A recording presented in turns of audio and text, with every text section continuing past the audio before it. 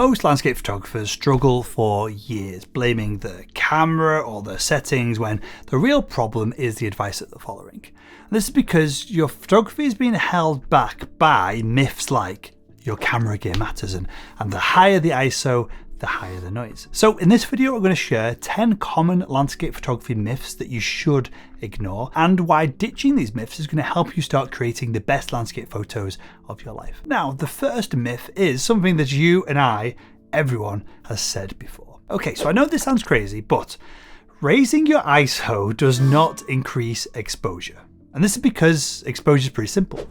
Exposure is how much light actually hits your sensor. And there are only two camera settings that control that: your aperture and your shutter speed. And your ISO, well, it doesn't add light, it just amplifies the signal that you've already captured.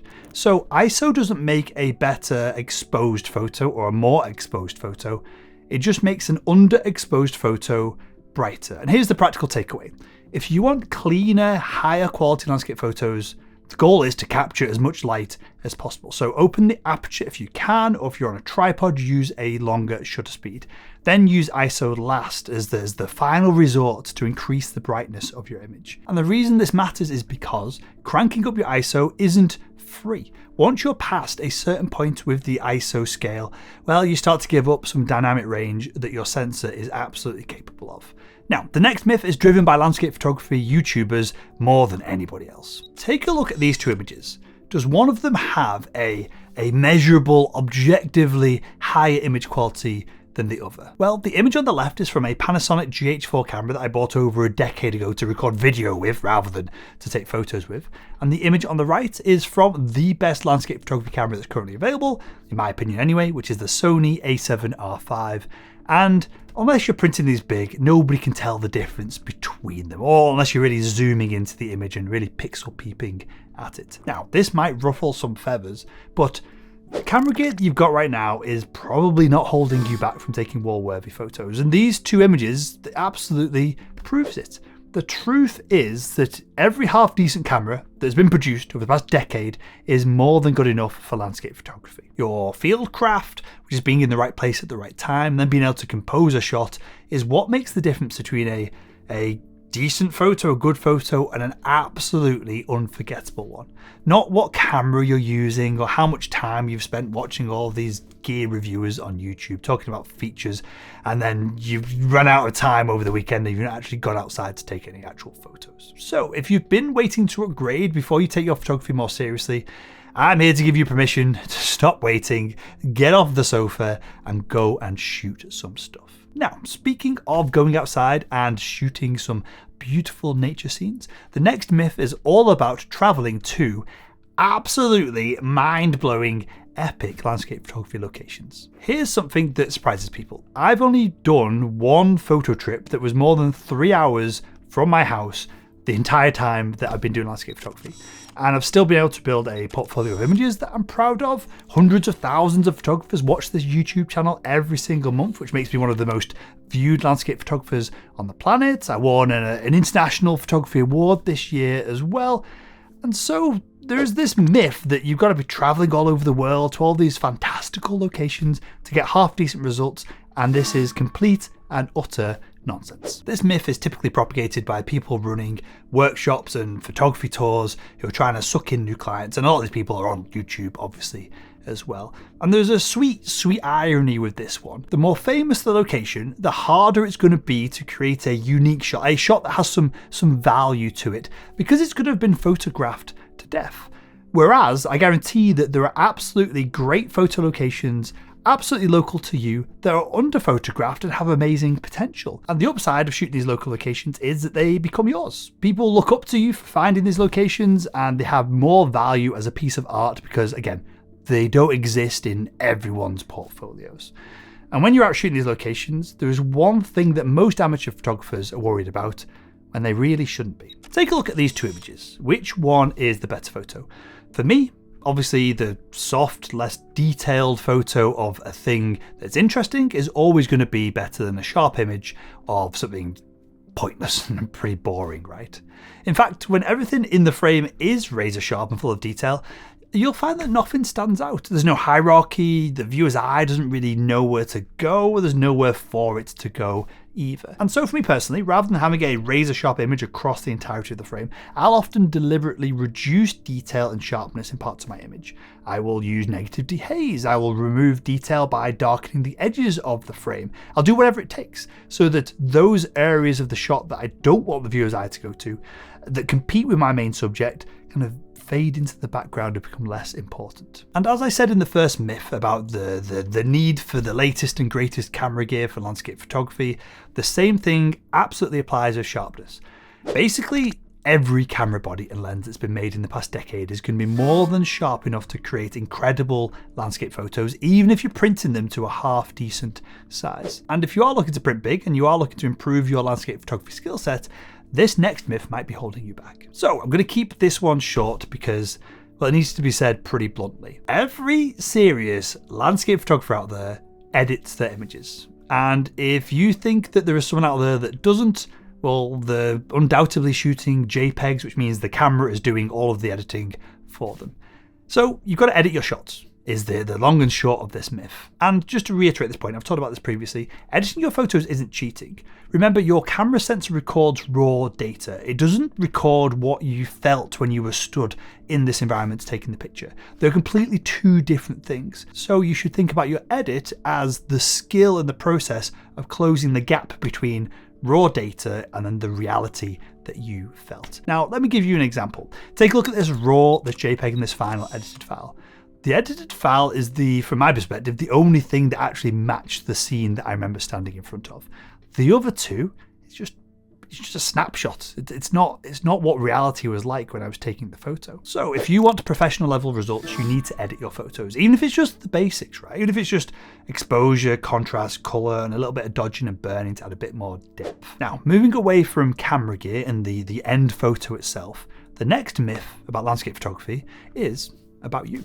All right, so this is a big one, and I think this is probably the most dangerous myth on this list because it can stop photographers from even trying to improve their skills. And trust me when I say this, I am a complete knucklehead, right? And my photos have gone from this to this in just the last 3 years alone. I've only been doing photography about 3 years or so, landscape photography. So if I can rapidly improve, anyone can. And the myth that we're going to bust right now is that some people just have an eye for photography, or that some people are just naturally talented at photography in general. Now, lots of people hear this and they use it as an excuse as to why the images aren't where they want them to be. But there's a brilliant book called The Talent Code, and I interviewed the author of this book years ago on a podcast that I used to run because I was fascinated with the premise of the book. And the idea is simple. What we call talent is just deep practice over an extended period of time. So the people who look like naturals, typically they started young and they got the reps in. They've made more mistakes than you, they've had this feedback loop more times, and so they've improved, and now we feel like they've got talent. And when it comes down to landscape photography, it just means that people you consider talented have just done it more than you. They've taken more terrible photos, they've just kept going. And I see this with some of the students that join my landscape mastery training program. They join thinking, I need some training because I just don't have the eye for this, but I want to get a little bit better. Then inevitably, a few months later, once they've been through the program, they've been given all the frameworks, the tools that we give our students, and they've done a bunch of photography, they've been out shooting a bunch, they've failed, they've had some feedback, they've come back, more feedback. Well, they start producing work that they genuinely didn't believe that they had in them. And this leap in their images didn't come down to talent. It's just learning the fundamentals and having a repeatable process, especially around the idea of planning shots and then composing and capturing them. There's no luck here, it's just doing the right things over and over again. So that's the myth of talent, and now let's get into a technical myth, because this one is probably the most misunderstood exposure advice in all of photography. Now, you've heard this a million times. Keep your ISO as low as possible. And sure, in a perfect world, where everyone's using tripods and there's no wind and it's a perfectly still scene, yes, ISO 100 is absolutely fine. But, well, we're landscape photographers. The world isn't perfect, and it'd be boring to shoot if it was. And often it's much better to bump your ISO up a few stops so you can increase your shutter speed and freeze the scene in front of you rather than trying to use the lowest ISO possible at all times. Because if there's wind blowing through grass, there's waves crashing that you want to freeze in motion, if there's clouds moving across the sky, and you're stubbornly, and it is stubbornness that causes this myth to still propagate, if you're stubbornly using ISO 100 with a slow shutter speed, you're going to end up with a blurry mess of a photo. And an image that has some noise is always going to be far better than a perfectly clean image where half the scene is an unintentional blur. Take this photo for example. It was a crazy windy day, so I had to increase my ISO so that I could dramatically increase my shutter speed. And do you see any noise? Well, me neither. And this is because the image was shot at ISO 1600, and then I used DxO's Pure Raw 6 when I imported it into Photoshop to do my editing, which then eliminated any even speck of noise that may have been there in the first place. And that leads us perfectly into the next myth, because once you accept that higher ISO is sometimes the right thing to do, it's important to understand what ISO actually does. Okay, so the next myth, I'm taking a breath as I say this, the next myth is that a higher ISO setting creates more noise. And this is simply not true. The myth says that higher ISO means more noise in your photos, and it's as simple as that. But noise isn't created by your ISO setting. Noise is caused by a lack of light hitting your sensor when you capture your image, when you expose your photo. So, to explain this, you can think of the pixels on your camera sensor as being tiny little buckets that collect light. And when there's plenty of light, those buckets fill up nicely and you get a nice, clean, detailed signal. But when there isn't much light, the buckets are mostly empty, and so that little bit of signal that you do have is competing with noise. So your ISO setting is just amplifying the signal that's already there. As I said earlier in an earlier myth, ISO does not increase exposure, it's just increasing the signal that's been captured.